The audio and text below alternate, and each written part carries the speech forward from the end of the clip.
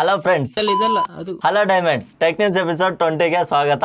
ಇಷ್ಟು ದಿನ tech news ಮಾಡಿರ್ಲಿಲ್ಲ, sale ಇದ್ದ ಕಾರಣ ಟೆಕ್ ನ್ಯೂಸ್ ಮಾಡೋದಕ್ಕೆ ಆಗ್ಲಿಲ್ಲ. ಸೊ ಇವಾಗ ಟೆಕ್ ನ್ಯೂಸ್ ಮಾಡ್ತಾ ಇದ್ದೀನಿ. ನಿಮ್ಗೆ ಸೆಟಪ್ ಎಲ್ಲ ಫುಲ್ ಇಂಪ್ರೂವ್ಮೆಂಟ್ ಆಗಿ ಕಾಣಿಸ್ತಾ ಇರೋದಕ್ಕೆ ನಾನು ಒಂದು ಸಪರೇಟ್ ಲೈಟ್ ಗಳನ್ನಾದ್ರೂ ತರಿಸಿದೆ. ಆ ಲೈಟ್ ಗಳ ವಿಡಿಯೋ ನಾನು ಲಾಸ್ಟ್ ವಿಡಿಯೋದಲ್ಲಿ ಹಾಕಿದ್ದೀನಿ. ಆ ವಿಡಿಯೋ ಬೇಕಾದ್ರೆ ಚೆಕ್ ಮಾಡಬಹುದು. ಇಲ್ಲಿ ಐ ಕಾರ್ಡ್ ಅಲ್ಲೂ ಕೂಡ ಅದ್ರ ಲಿಂಕ್ ಕೊಟ್ಟಿರ್ತೀನಿ, ಲಾಸ್ಟ್ ಅಲ್ಲಿ ಎಂಡ್ ಕಾರ್ಡ್ ಅಲ್ಲೂ ಅದ್ರ ಲಿಂಕ್ ಕೊಟ್ಟಿರ್ತೀನಿ. ಅಲ್ಲಿಂದ ನೀವು ಆ ವಿಡಿಯೋನ ಚೆಕ್ ಮಾಡಬಹುದು. ಇವತ್ತು ಡೇಟ್ ಬಂದು 13 ಆಗಸ್ಟ್ ಮಂಗಳವಾರ, ಟೈಮ್ ಬಂದು 12 ಗಂಟೆ ಆಗಿದೆ. ಇಲ್ಲಿವರೆಗೂ ಇರೋ ನ್ಯೂಸ್ ಆದ್ರೆ ಇದು ಮಧ್ಯರಾತ್ರಿ 12 ಅಲ್ಲ, ಮಧ್ಯಾಹ್ನ 12 ಗಂಟೆ.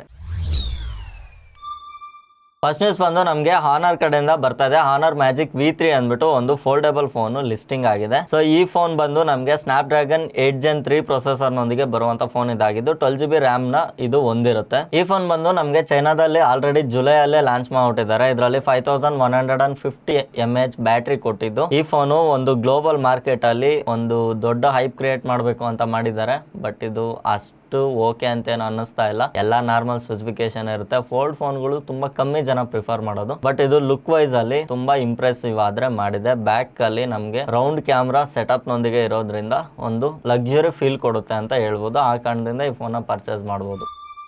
ನೆಕ್ಸ್ಟ್ ನ್ಯೂಸ್ ಬಂದ್ಬಿಟ್ಟು ರೆಡ್ಮಿ ಕಡೆಯಿಂದ. ರೆಡ್ಮಿ ಅಲ್ಲಿ ಚೈನಾದಲ್ಲಿ ಒಂದು ಫೋನ್ ನ ಲಿಸ್ಟ್ ಆದ್ರೆ ಮಾಡಿದ್ದಾರೆ, ಟರ್ಬೋ 4 ಅಂದ್ಬಿಟ್ಟು. ಈ ಫೋನ್ ನ ಗ್ಲೋಬಲ್ ಆಗಿ ರೆಡ್ಮಿ ಟರ್ಬೋ 4 ಅಂತಾನೆ ಲಾಂಚ್ ಮಾಡ್ತಾರೆ. ಇಂಡಿಯಾದಲ್ಲಿ ಬಂದ್ಬಿಟ್ಟು ಪೋಕೋ F7 ನೇಮ್ ಅಲ್ಲಿ ಈ ಫೋನ್ ಬರೋ ಚಾನ್ಸಸ್ ಇದೆ. ಆಲ್ರೆಡಿ ನಮ್ಗೆ ಪೋಕೋ F ಸೀರೀಸ್ ಫೋನ್ ಗಳನ್ನ ನೋಡ್ತಿದೀವಲ್ಲ, ಈ ಫೋನ್ ನ ನೆಕ್ಸ್ಟ್ ಸೀರೀಸ್ ಆಗಿ ಇಂಡಿಯಾಗೆ ತಗೊಂಬರೋ ಚಾನ್ಸ್ ಇದೆ. ಮತ್ತೆ ಇದರ ಸ್ಪೆಸಿಫಿಕೇಶನ್ಸ್ ಎಲ್ಲ ಡೀಟೇಲ್ಸ್ ನಮ್ಗೆ ಇಂಡಿಯಾದಲ್ಲಿ ಬಂದ್ಮೇಲೆ ಗೊತ್ತಾಗೋದು. ಈ ಫೋನ್ ಜಸ್ಟ್ ಒಂದು IMEI ರಿಜಿಸ್ಟ್ರೇಷನ್ ಗೋಸ್ಕರ ಚೈನಾದ ಒಂದು ವೆಬ್ಸೈಟ್ ಅಲ್ಲಿ ಲಿಸ್ಟಿಂಗ್ ಆಗಿರೋ ತರ ನಮ್ಗೆ ಲೀಕ್ಸ್ ಆದ್ರೆ ಬರ್ತಾ ಇದೆ ಅಷ್ಟೇ. ಈ ಫೋನ್ ನಮ್ಗೆ ಏಪ್ರಿಲ್ ಮೇ ಟೈಮ್ ಅಲ್ಲಿ 2025ಗೆ ಈ ಫೋನ್ ನಮ್ಗೆ ನೋಡೋದಕ್ಕೆ ಸಿಗುತ್ತೆ.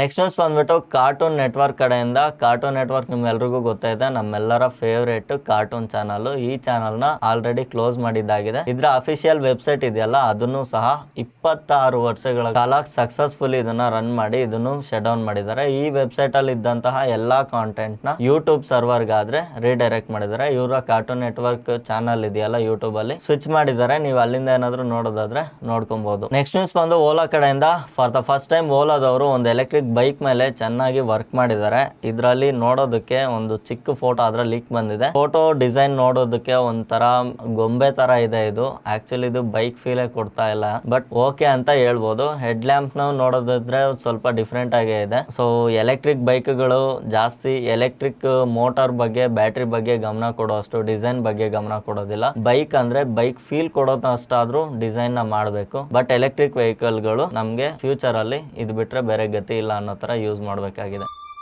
ನೆಕ್ಸ್ಟ್ ನ್ಯೂಸ್ ಬಂದ್ಬಿಟ್ಟು ಶೌಮಿ ಕಡೆಯಿಂದ. MI ಅವರು ಬ್ಯಾಂಡ್ 9 ಅಂದ್ಬಿಟ್ಟು ಒಂದು ಬ್ಯಾಂಡ್ ನ ರಿಲೀಸ್ ಮಾಡ್ತಾ ಇದ್ದಾರೆ. ಈ ಬ್ಯಾಂಡ್ ನ ಸ್ಪೆಸಿಫಿಕೇಶನ್ ನೋಡಿದ್ರೆ 1.62 ಇಂಚಸ್ ನ 192x490 ಪಿಕ್ಸೆಲ್ ರೆಸೊಲ್ಯೂಷನ್ ಹೊಂದಿರುವ ಅಮೋಲೆಡ್ ಡಿಸ್ಪ್ಲೇ ನ ಇದರಲ್ಲಿ ಯೂಸ್ ಮಾಡ್ತಾ ಇದ್ದಾರೆ. ಇದರಲ್ಲಿ 1200 ನಿಟ್ಸ್ ನ ಬ್ರೈಟ್ನೆಸ್ ಆದ್ರೆ ನಮ್ಗೆ ನೋಡೋದಕ್ಕೆ ಸಿಗುತ್ತೆ. ಇದು ಜಾಸ್ತಿ ಸ್ಮಾರ್ಟ್ ವಾಚಸ್ ನಾವು ಡೇ ಲೈಟ್ ಅಲ್ಲಿ ಔಟ್ಡೋರ್ ಅಲ್ಲೇ ಯೂಸ್ ಮಾಡೋದ್ರಿಂದ ಇಷ್ಟು ಬ್ರೈಟ್ನೆಸ್ ಕಂಪಲ್ಸರಿ ಬೇಕಾಗಿರುತ್ತೆ. ಇದರಲ್ಲಿ 233 mAh ಬ್ಯಾಟ್ರಿ ಹೊಂದಿದ್ದು ನಮ್ಗೆ 21 days stand by usage, 9 days with always display usage ನೊಂದಿಗೆ ನಾವೇನಾದ್ರೂ ಟೈಮ್ ಏನಾದ್ರೂ ಸೆಟ್ ಮಾಡಿದ್ರೆ ಅದು ಆಲ್ವೇಸ್ ಡಿಸ್ಪ್ಲೇ ಇರುತ್ತಲ್ಲ, ಅದು ನಮಗೆ 9 ಡೇಸ್ ಬ್ಯಾಟ್ರಿ ಲೈಫ್ ಬರೋಂಥದ್ದು ಅಂತ ಹೇಳ್ತಾ ಇದ್ದಾರೆ. ಇದನ್ನ ಜಸ್ಟ್ 1 ಅವರ್ ಚಾರ್ಜ್ ಮಾಡಿದ್ರೆ ನಾವು ಇಷ್ಟು ಅವರ್ಸ್ ನಾದ್ರೆ ಇದನ್ನ ಕನ್ಸ್ಯೂಮ್ ಮಾಡಬಹುದು. ಇದರಲ್ಲಿ ಬ್ಲೂಟೂತ್ 5.4 ಇದ್ದು ಇದರಲ್ಲಿ 3 ಆಕ್ಸಿಸ್ ಆಕ್ಸಿಲರೋಮೀಟರ್ ಮತ್ತೆ ಗೈರೋಸ್ಕೋಪ್ ಎಲ್ಲಾ ಸೆನ್ಸರ್ಸ್ ಇದರಲ್ಲಿ ಅವೈಲೇಬಲ್ ಇರುತ್ತೆ. ಮತ್ತೆ ಇದರಲ್ಲಿ ಆಂಬಿಯಂಟ್ ಲೈಟ್ ಸೆನ್ಸರ್ ಇದ್ದು ಇದು ಡೇ ಲೈಟ್ ಅಲ್ಲಿ ಔಟ್ಡೋರ್ ಇಂಡೋರ್ ಗೆ ಅನುಸಾರವಾಗಿ ಡಿಸ್ಪ್ಲೇ ಬ್ರೈಟ್ನೆಸ್ ಇದು ಅಡ್ಜಸ್ಟ್ ಮಾಡ್ಕೊಳ್ಳುತ್ತೆ ಅಂತ ನ್ಯೂಸ್ ಬರ್ತಾ ಇದೆ. ಆಕ್ಚುಲಿ ಇದರಲ್ಲಿ ನನಗೆ ಇಂಪ್ರೆಸಿವ್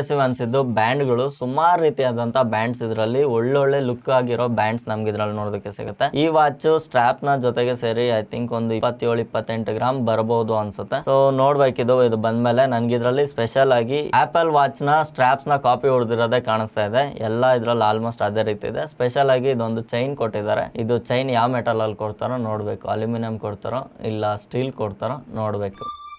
ನೆಕ್ಸ್ಟ್ ನ್ಯೂಸ್ ಬಂದು ಆಪಲ್ ಕಡೆಯಿಂದ. ಆಪಲ್ದು ಸುಮಾರು ನ್ಯೂಸ್ ಇದೆ. ಇವಾಗ ಬರ್ತಾರೋ ಲೀಕ್ಸ್ ಅಲ್ಲಿ ಒಂದು iPhone 17 ನ ಸ್ಲಿಮ್ ವರ್ಷನ್ ನ ಡೆಮೋ ಪೀಸ್ ನಮ್ಗೆ ನೋಡೋದಕ್ಕೆ ಸಿಗುತ್ತೆ. ಈ ಡೆಮೋ ವರ್ಷನ್ ಅಲ್ಲಿ ನಮ್ಗೆ ಜಸ್ಟ್ 5 to 6 mm ಥಿಕ್ನೆಸ್ ಒಂದಿಗೆ ಇವರು ಫೋನ್ ನ ತಗೊಂಡ್ಬರೋದಕ್ಕೆ ಥಿಂಕ್ ಮಾಡ್ತಾ ಇದ್ದಾರೆ. ಆಕ್ಚುಲ್ ಆಗಿ ತಿನ್ನೆಸ್ಟ್ ಐಪ್ಯಾಡ್ ಅಂದ್ಬಿಟ್ಟು ರೀಸೆಂಟ್ ಆಗಿ ತುಂಬಾ ಕಾಂಟ್ರವರ್ಸಿ ಮಾಡ್ಕೊಂಡಿದ್ರು. ಈ ಸರಿ iPhone 17 ನ ಸ್ಲಿಮ್ ವರ್ಷನ್ ತಗೊಂಡ್ಬಂದ್ರೆ ಏನಾಗುತ್ತೋ ನೋಡ್ಬೇಕು. ಬಟ್ ಆದ್ರೆ ಲಾಸ್ಟ್ ಟೈಮ್ ನಾನು ನ್ಯೂಸ್ ಅಲ್ಲಿ ಹೇಳ್ದಂಗೆ OnePlus ಅವ್ರು ಯೂಸ್ ಮಾಡೋ 7000 mAh ಬ್ಯಾಟ್ರಿ ಟೆಕ್ನಾಲಜಿನ ಯೂಸ್ ಮಾಡಿ ಸ್ಲಿಮ್ಮೆಸ್ಟ್ ಬ್ಯಾಟ್ರಿನೂ ಮಾಡಿ ಜಾಸ್ತಿ ಬ್ಯಾಟ್ರಿ ಕೆಪಾಸಿಟಿನೂ ಕೊಟ್ರೆ ಒಂದು ಒಳ್ಳೆ ಫೋನ್ ಇದಾಗುತ್ತೆ ಅಂತ ನಾನು ಥಿಂಕ್ ಮಾಡ್ತಾ ಇದ್ದೀನಿ. ನೆಕ್ಸ್ಟ್ ನ್ಯೂಸ್ ಬಂದು ಐಕ್ಯೂ Z9s ನ ಫಸ್ಟ್ ಫೋಟೋ ಆದ್ರೆ ರಿಲೀಸ್ ಆಗಿದೆ. ಅಫಿಷಿಯಲ್ ಆಗಿ ಇವರು ಈ ಫೋಟೋನ ರಿವೀಲ್ ಮಾಡಿದ್ದಾರೆ. ನಾನು ಇದಕ್ಕೆ ಮುಂಚೆ ಈ ಫೋಟೋನ ನಿಮ್ಗೆ ತೋರಿಸಿದ್ದೆ. ಈ ಐಕ್ಯೂ Z9s ಬಂದ್ಬಿಟ್ಟು ನಮ್ಗೆ ವಿವೋ V40 ಸೀರೀಸ್ ನ ಕಾಪಿ ಅಂತ ಕಾಣಿಸ್ತಾ ಇದೆ. ಸೊ ಎಲ್ಲ ಕಂಪ್ಲೀಟ್ ನೋಡೋದಕ್ಕೆ ಅದೇ ರೀತಿ ಇದ್ದು ವಿವೋ V40 ಸೀರೀಸ್ ನೇ ಇದನ್ನು ತಗೊಂಡ್ ಬರ್ಬೋದು ಅಂತ ನನಗೆ ಅನ್ನಿಸ್ತಾ ಇದೆ. ನೆಕ್ಸ್ಟ್ ನ್ಯೂಸ್ ಬಂದ್ಬಿಟ್ಟು ರಿಯಲ್ಮಿ ಕಡೆಯಿಂದ ರಿಯಲ್ಮಿ C63 5G ಯ ಒಂದು ಫೋನ್ ಆದ್ರೆ ಲಾಂಚ್ ಮಾಡಿದ್ದಾರೆ. ಇದರಲ್ಲಿ 6.67 ಇಂಚಸ್ ನ 128 HD ಪ್ಲಸ್ ಡಿಸ್ಪ್ಲೇ ಹೊಂದಿದ್ದು Dimensity 6300 ಪ್ರೊಸೆಸರ್ ನ ಆದ್ರೆ ಇದರಲ್ಲಿ ಯೂಸ್ ಮಾಡಿದ್ದಾರೆ. 32 mega pixel back camera, 8 mega pixel front camera ಇದರಲ್ಲಿ ಹೊಂದಿದ್ದು 5000 mAh ಬ್ಯಾಟ್ರಿ ಸಹ ಇದರಲ್ಲಿ ನಮಗೆ ನೋಡೋದಕ್ಕೆ ಸಿಗುತ್ತೆ. ಇದರಲ್ಲಿ ಚಾರ್ಜಿಂಗ್ ಸಪೋರ್ಟ್ 10 ವ್ಯಾಟೇ ಬರೋದು, ಇದಕ್ಕಿಂತ ಜಾಸ್ತಿ ಏನು ಎಕ್ಸ್ಪೆಕ್ಟ್ ಮಾಡೋದಕ್ಕೆ ಆಗೋದಿಲ್ಲ. ಇದು ಬಂದ್ಬಿಟ್ಟು 4GB ವೇರಿಯಂಟ್ ಇದೆ, 6GB ವೇರಿಯಂಟ್ ಇದೆ ಮತ್ತೆ 8GB ವೇರಿಯಂಟ್ ಇದೆ. ಈ ಮೂರದ್ದು ಪ್ರೈಸ್ ಆದ್ರೆ ರಿಲೀಸ್ ಆಗಿದೆ 10,000, 11,000, 12,000 ಅಂತ ಮೂರದ್ದು ಪ್ರೈಸ್ ಆದ್ರೆ ನೋಡೋದಕ್ಕೆ ಸಿಗುತ್ತೆ. ನೆಕ್ಸ್ಟ್ ನ್ಯೂಸ್ ಬಂದು ಸ್ಯಾಮ್ಸಂಗ್ ಕಡೆಯಿಂದ ಸ್ಯಾಮ್ಸಂಗ್ S24 FE ಸೀರೀಸ್ ನ ಲೀಕ್ಸ್ ಆದ್ರೆ ಬಂದಿದೆ. ಈ ಲೀಕ್ಸ್ ಅಲ್ಲಿ ನೋಡ್ಕೊಳ್ಳೋದಾದ್ರೆ ನಮ್ಗೆ ಇದರಲ್ಲಿ Exynos 2400E ಪ್ರೊಸೆಸರ್ ನೋಡೋದಕ್ಕೆ ಸಿಗುತ್ತೆ. ಗ್ಯಾಲಕ್ಸಿ A ಫೀಚರ್ಸ್ ಆಲ್ಮೋಸ್ಟ್ ಇದರಲ್ಲಿ ಇದ್ದೇ ಇರುತ್ತೆ. ಇದರಲ್ಲಿ ಅಲ್ಯೂಮಿನಿಯಂ ಫ್ರೇಮ್ ಇದು 50 mega pixel main camera, 12 mega pixel ultra wide camera, 8 mega pixel 3x telephoto camera, 10 mega pixel ನ ಫ್ರಂಟ್ ಕ್ಯಾಮ್ರಾ ಸೆಟಪ್ ಇದರಲ್ಲಿ ನೋಡೋದಕ್ಕೆ ಸಿಗುತ್ತೆ. 6.7 ಇಂಚಸ್ 128 AMOLED ಡಿಸ್ಪ್ಲೇ ಒಂದಿಗೆ ಈ ಫೋನ್ ಬರುವಂತದ್ದು 1900 ನಿಟ್ಸ್ ಬ್ರೈಟ್ನೆಸ್ ನಾದ್ರೆ ಇದು ಅಚೀವ್ ಮಾಡುತ್ತೆ. ಇದರಲ್ಲಿ ಗೊರಿಲ್ಲಾ ವಿಕ್ಟಸ್ ಪ್ಲಸ್ ನ ಯೂಸ್ ಮಾಡಲಾಗಿದೆ. ಇದು ನಮಗೆ ಔಟ್ ಸೈಡ್ $699 ನೋಡೋದಕ್ಕೆ ಸಿಗುತ್ತೆ. $700 ಅಂದ್ರೆ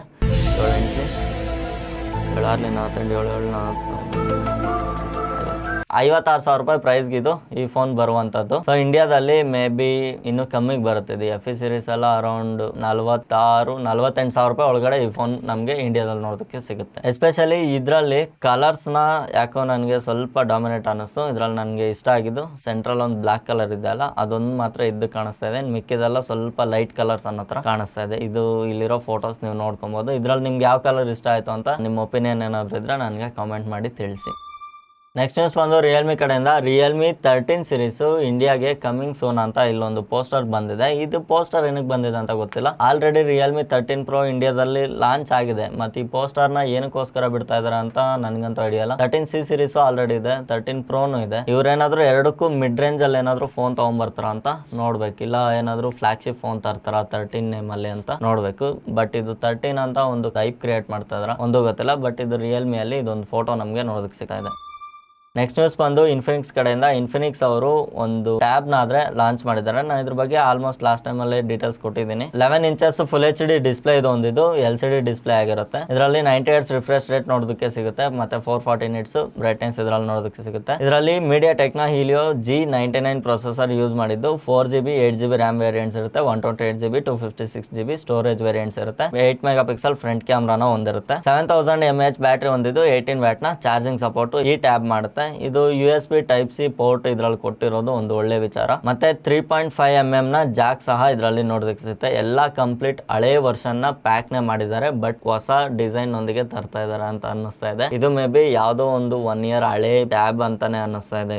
ಇದು ಬಂದ್ಬಿಟ್ಟು ಕಲರ್ ಸ್ಟೆಲ್ಲರ್ ಗ್ರೇ ಮತ್ತೆ ಫಾರೆಸ್ಟ್ ಬ್ಲೂ, ಟೈಟನ್ ಗೋಲ್ಡ್ ಅಂತ 3 ಕಲರ್ ನ ನಮ್ಗೆ ಶೋ ಮಾಡ್ತಾ ಇದಾರೆ. ಬಟ್ ಈ ಟ್ಯಾಬ್ ನ ನನಗೇನೋ ರೆಕಮೆಂಡ್ ಮಾಡೋದೇ ಸರಿ ಅಲ್ಲ ಅನ್ನಿಸ್ತಾ ಇದೆ. ಇದು ಇನ್ ಕೇಸ್ ನೀವೇನಾದ್ರೂ ಒಂದು ಬಜೆಟ್ ರೇಂಜ್ ಅಲ್ಲಿ ಟ್ಯಾಬ್ ನ ನೋಡೋದಾದ್ರೆ ಇದನ್ನ ನೋಡಬಹುದು. ಈ ಸ್ಪೆಸಿಫಿಕೇಶನ್ ಒಂದಿಗೆ ನಾನು ಇದಕ್ಕೊಂದು 10,000 to 11,000 ಎಕ್ಸ್ಪೆಕ್ಟ್ ಮಾಡಬಹುದು. ಆ ಪ್ರೈಸ್ ರೇಂಜ್ಗೆ ಈ ಟ್ಯಾಬ್ ಬಂದ್ರೆ ತಗೊಬಹುದು ಅಂತ ನಾನು ರೆಕಮೆಂಡ್ ಮಾಡ್ತೀನಿ. ಐಫೋನ್ ಕಡೆಯಿಂದ ನಮಗೆ ಇನ್ನೊಂದು ನ್ಯೂಸ್ ಬರ್ತಾ ಇರೋದೇನಂದ್ರೆ 16 Pro ನ ಕಲರ್ಸ್ ಆದ್ರೆ ಲೀಕ್ ಆಗಿದೆ. ಮತ್ತೆ ಅದರ ಸೈಜನ್ನು ನೋಡಬಹುದು, ಸ್ವಲ್ಪ ಡಿಫ್ರೆನ್ಸ್ ಇದೆ. 16 Pro ಬಂದ್ಬಿಟ್ಟು ನಮಗೆ ಈ ಸರಿ ರೋಸ್ ಟೈಟಾನಿಯಂ ಅಂತ ಕಲರ್ ನೋಡೋದಕ್ಕೆ ಸಿಗುತ್ತೆ. ಲಾಸ್ಟ್ ಟೈಮ್ ಬ್ಲೂ ಟೈಟಾನಿಯಂ ನ ತುಂಬಾ ಹೈಪ್ ಕೊಟ್ಟು ತುಂಬಾ ಹೈಲೈಟ್ ಮಾಡಿದ್ರು. ನಾನು ಕೂಡ ಪರ್ಚೇಸ್ ಮಾಡಿದ್ದೆ, ಬಟ್ ಇಂಡಿಯನ್ ಪ್ರೈಸ್ ಅಲ್ಲಿ ಪರ್ಚೇಸ್ ಮಾಡಿಲ್ಲ. ಸೊ ಅದಕ್ಕೆ ಈ ಸರಿ ರೋಸ್ ಟೈಟಾನಿಯಂ ಅಂತ ತರ್ತಾ ಇದ್ದಾರೆ. ಇದನ್ನ ನೋಡೋಣ. ಇನ್ ಕೇಸ್ ತಗೊಂಡ್ರೆ ನಾನು ಔಟ್ ಸೈಡ್ ಇಂದ ತಗೊಂತೀನಿ, ಇಂಡಿಯಾದಲ್ಲಿ ಮಾತ್ರ ಪರ್ಚೇಸ್ ಮಾಡೋದಿಲ್ಲ ಅಂತ ಹೇಳ್ತಾ ಇದ್ದೀನಿ. ಸೊ ನೀವೇನಾದ್ರೂ ಪರ್ಚೇಸ್ ಮಾಡೋರಿದ್ರೆ ನೀವು ನೋಡ್ಬೋದು. ಬಟ್ ಇದು ಲೀಕ್ ಬರ್ತಾ ಇದೆ ಅಷ್ಟೇ. ಈ ಕಲರ್ ಅಲ್ಲಿ ಬಂದ್ರೆ ನಾನು ಪಕ್ಕ ಪ್ರಿಫರ್ ಮಾಡ್ತೀನಿ. ಯಾಕಂದ್ರೆ ನನ್ನ ಫಸ್ಟ್ ಫೋನ್ ಬಂದ್ಬಿಟ್ಟು ರೋಸ್ ಗೋಲ್ಡ್ ಫೋನ್ ಆಗಿತ್ತು. ಒಂದು ಹೊಸ box piece phone, android phone. ನಾನು ಫಸ್ಟ್ ತಗೊಂಡಿದ್ದೆ ರೋಸ್ ಗೋಲ್ಡ್ ಕಲರ್. ಅದಕ್ಕೋಸ್ಕರ ಮೇ ಬಿ ಈ ಕಲರ್ ಅಲ್ಲಿ ಏನಾದ್ರು ಬಂದ್ರೆ ನಾನು ತಗೊಳ್ತೀನಿ. ನೆಕ್ಸ್ಟ್ ನ್ಯೂಸ್ ಬಂದ್ಬಿಟ್ಟು ರಿಯಲ್ಮಿ ಕಡೆಯಿಂದ ರಿಯಲ್ಮಿ P2 Pro ಅಂದ್ಬಿಟ್ಟು ಇದ್ರದ್ದು 2 ಕಲರ್ ಫೋನು ನಮಗೆ ಲೀಕ್ ಅಲ್ಲಾದ್ರೆ ಬಂದಿದೆ. ಬಟ್ ಇದು ಪಕ್ಕ ಇದೇ ಕಲರ್ ಅಲ್ಲಿ ಬರುತ್ತೆ ಅಂತ 99% ನಾವು ನಂಬಿಕೆ ಇಟ್ಕೊಬಹುದು. 1% ಅಲ್ಲಿ ಏನಾದ್ರು ಚೇಂಜಸ್ ಆದ್ರೆ ಏನು ಮಾಡೋದಕ್ಕಾಗಲ್ಲ. ಇದರಲ್ಲಿ ಸ್ವಲ್ಪ ಸ್ಪೆಸಿಫಿಕೇಶನ್ಸ್ ಆಲ್ರೆಡಿ ಆಚೆ ಬಂದಿದೆ. ಇದರಲ್ಲಿ 12GB ರ್ಯಾಮ್ ಮತ್ತೆ 512GB ಸ್ಟೋರೇಜ್ ನೊಂದಿಗೆ top of the line high end phone ಬರುವಂತದ್ದು. ಮತ್ತೆ ಇದರಲ್ಲಿ ಇನ್ನೂ ಏನಾದ್ರು ಕೀ ಸ್ಪೆಸಿಫಿಕೇಶನ್ಸ್ ಇದ್ರೆ ಲೈಕ್ ಒಂದು 20,000 22,000 ರೇಂಜ್ ಬರುವಂತ ಫೋನ್ ಇದಾಗಿದ್ದು ಇದ್ರದ್ದು ಜಾಸ್ತಿ ಸ್ಪೆಸಿಫಿಕೇಶನ್ಸ್ ಏನು ಲೀಕ್ಸ್ ಅಲ್ಲಿ ಬಂದಿಲ್ಲ. ಮೇ ಬಿ ನಮ್ಗೆ ಇಲ್ಲಿ ಫೋಟೋದಲ್ಲಿ ನೋಡೋದಕ್ಕೆ ಸಿಗ್ತಾ ಇರೋದೇನಂದ್ರೆ ಪಂಚೋಲ್ ಡಿಸ್ಪ್ಲೇ ಇದೆ, ಫ್ರಂಟ್ ಅಲ್ಲಿ ಒಂದು ಸಿಂಗಲ್ ಕ್ಯಾಮ್ರಾ ಇದೆ, ಯಾವ್ದೇ ರೀತಿ ನಾಚ್ ಇಲ್ಲ. ಮತ್ತೆ ಇದರಲ್ಲಿ 4 ಕ್ಯಾಮ್ರಾ ಸೆಟಪ್ ಇದ್ರಲ್ಲಿ ನೋಡೋದಕ್ಕೆ ಸಿಗ್ತಾ ಇದೆ, ಒಂದು ಚಿಕ್ಕ ಫ್ಲಾಶ್ ಲೈಟ್ ನೋಡೋದಕ್ಕೆ ಸಿಗ್ತಾ ಇದೆ. ಈ ಫೋಟೋನ ಬೇಸ್ ಆಗಿ ಇಟ್ಕೊಂಡು ನಾವ್ ಇಷ್ಟ ಇದ್ರಲ್ಲಿ ಗೆಸ್ ಮಾಡೋದಕ್ಕಾಗೋದು. ಬಟ್ ಇದು ಕ್ಯಾಮ್ರಾ ಸೆಟಪ್ ಮಾತ್ರ 4 ಕ್ಯಾಮ್ರಾಸ್ ಕೊಟ್ಟಿದ್ದು ಇದರಲ್ಲಿ ಲೆನ್ಸಸ್ ಮಾತ್ರ 2 ಕಣ್ಣಿಗೆ ಕಾಣಿಸ್ತಾ ಇರೋದು. ಇನ್ನೆರಡು ಲೆನ್ಸಸ್ ಏನದು ಸುಮ್ನೆ ಶೋ ಕೊಟ್ಟಿದಾರ ಒಂದು ಗೊತ್ತಾಗ್ತಾ ಇಲ್ಲ. ಸೆಂಟ್ರಲ್ಲಿ ಮ್ಯಾಟ್ರಿಕ್ಸ್ ಅನ್ನೋ ನೇಮ್ ಕಾಣಿಸ್ತಾ ಇದೆ. ಇವತ್ತಿನ ಡೀಲ್ ಆಫ್ ದಿ ಡೇ ನೋಡ್ಕೊಂಡ್ರೆ ನಮಗೆ ರೆಡ್ಮಿ ಕಡೆಯಿಂದ ಒಂದು 32 ಇಂಚಸ್ ಟಿವಿ ಜಸ್ಟ್ 13,499ಗೆ ನೋಡೋದಕ್ಕೆ ಸಿಗ್ತಾ ಇದೆ. ಇದ್ರ ಮೇಲೆ ನಮಗೆ SBI ಕಾರ್ಡ್ ಆಫರ್ ಅಂದ್ಬಿಟ್ಟು 1,500 ರೂಪಾಯಿ ಡಿಸ್ಕೌಂಟ್ ಸಿಗ್ತಾ ಇದೆ. ನಿಮ್ಮ ಹತ್ರ ಏನಾದ್ರು SBI ಕಾರ್ಡ್ ಇದ್ರೆ ಈ 1,500 ರೂಪಾಯಿ ಡಿಸ್ಕೌಂಟ್ ನ ಟ್ರೈ ಮಾಡ್ಬೋದು. ಸೊ ಈ ಕಾರ್ಡ್ ನ ಜೊತೆಗೆ ಬೇರೆ ಇನ್ನೇನು ಆಫರ್ ಇಲ್ಲ. ಏನಾದ್ರು ಕೂಪನ್ಸ್ ಕೊಟ್ಟಿದ್ರೆ ಚೆನ್ನಾಗಿತ್ತು. ಬಟ್ ಇವಾಗ ಪ್ರೆಸೆಂಟ್ ಟೈಮ್ಗೆ ಇದು 11,500 ರೂಪಾಯಿಗೆ ಒಂದು ಒಳ್ಳೆ ಟಿವಿ ಅಂತ ರೆಕಮೆಂಡ್ ಮಾಡ್ಬೋದು. ನೆಕ್ಸ್ಟ್ ಡೀಲ್ ಬಂದ್ಬಿಟ್ಟು ಐಕು Z9 5G ಅಂದ್ಬಿಟ್ಟು ಇದ್ರ graphene blue colour 8GB RAM 128GB storage ಹೊಂದಿರುವ ಈ ಫೋನ್ ಮೀಡಿಯಾಟೆಕ್ ಡೈಮೆನ್ಸಿಟಿ 7200 ಒಂದಿಗೆ ಈ ಫೋನ್ ನಮಗೆ ನೋಡೋದಕ್ಕೆ ಸಿಗುತ್ತೆ. 19,998 ರೂಪೀಸ್ ಅಮೆಝಾನ್ ಅಲ್ಲಿ ಲಿಸ್ಟ್ ಆಗಿದೆ. ಇದರಲ್ಲಿ ಕಾರ್ಡ್ ಆಫರ್ಗಳು ಸುಮಾರು ಇದೆ. ನಿಮ್ಮ ಹತ್ರ ಏನಾದ್ರು HDFC ಕಾರ್ಡು, ICICI ಕಾರ್ಡು ಅಥವಾ ಅಮೆಝಾನ್ ಪೇ ICICI ಕಾರ್ಡ್ ಇದ್ರೆ ನಿಮ್ಗೆ ಇದರಲ್ಲಿ ಡೈರೆಕ್ಟ್ 3,000 ರೂಪಾಯಿ ಡಿಸ್ಕೌಂಟ್ ಇದರಲ್ಲಿ ನೋಡೋದಕ್ಕೆ ಸಿಗುತ್ತೆ. ಬಟ್ ಈ ಪ್ರೈಸ್ ರೇಂಜ್ಗೆ ಈ ಕಾರ್ಡ್ ಆಫರ್ ಹೋಗಿ ನಮ್ಗಿದು ಜಸ್ಟ್ 16,998ಗೆ ಈ ಫೋನು ನಮಗೆ ನೋಡೋದಕ್ಕೆ ಸಿಗುತ್ತೆ. ಎಲ್ಲ ಸ್ಪೆಸಿಫಿಕೇಶನ್ಸ್ ಎಲ್ಲ ಓಕೆ ಇರುವಂತ ಫೋನು. ನೀವೇನಾದ್ರೂ ಒಂದು 15,000 ಅಲ್ಲಿ ಬೆಸ್ಟ್ ಫೋನ್ ನೋಡ್ತಾ ಇದ್ರೆ ಈ ಫೋನ್ ನ ನನ್ಗೆ ಸಜೆಸ್ಟ್ ಮಾಡ್ಬೋದು. ಇನ್ನೊಂದು 2,000 ರೂಪಾಯಿ ಬಜೆಟ್ ಇನ್ಕ್ರೀಸ್ ಮಾಡ್ಕೊಂಬಿಡಿ. 17,000ಗೆ ಈ ಫೋನ್ ಬೆಸ್ಟ್ ಅಂತ ನಾನು ನಿಮ್ಗೆ ರೆಕಮೆಂಡ್ ಮಾಡ್ತೀನಿ. ಸೊ ನೋಡ್ತಾ ಇರೋ ಡೈಮಂಡ್ಸ್, ಇದಾಗಿತ್ತು ಇವತ್ತಿನ ಟೆಕ್ ನ್ಯೂಸ್. ಈ ನ್ಯೂಸ್ ಅಲ್ಲಿ ನಿಮ್ಗೆ ಐಫೋನ್ಗಳ ಬಗ್ಗೆ ಒಂದು ಹೈಪ್ ಕ್ರಿಯೇಟ್ ಆಗಿದೆ ಅಂತ ಅನ್ಕೊಂಡಿದೀನಿ. ಒಂದು ಒಳ್ಳೆ ಫೋನ್ಗಳು ಈ ಸರಿ ಬಂದ್ರೆ ಚೆನ್ನಾಗಿರುತ್ತೆ ಅಂತ ನನ್ನ ಎಕ್ಸ್ಪೆಕ್ಟೇಷನ್ ಇದೆ. ಸೊ ಈ ಸರಿ ಐಫೋನ್ 16 ನ ಏನ್ ಮಾಡ್ತಾರೋ ಗೊತ್ತಿಲ್ಲ. ನನಗೇನಾದ್ರೂ ಖಂಡಿತ ಡಿಸಪಾಯಿಂಟ್ ಆಯ್ತು ಅಂದ್ರೆ ಲಾಸ್ಟ್ ಟೈಮ್ ನಾನು ಹೇಳ್ದಂಗೆ ಐಫೋನ್ 13 ಐಫೋನ್ 14 ತಗೊಂಡ್ಬಿಡ್ತೀನಿ. ಸೊ ನೆಕ್ಸ್ಟ್ ವಿಡಿಯೋದಲ್ಲಿ ಇನ್ನೊಂದು ಇಂಟ್ರೆಸ್ಟಿಂಗ್ ಟಾಪಿಕ್ ಜೊತೆ ಅಡ್ರೆಸ್ ಮಾಡೋಣ. ಅಲ್ಲಿವರೆಗೂ take care, by, good night.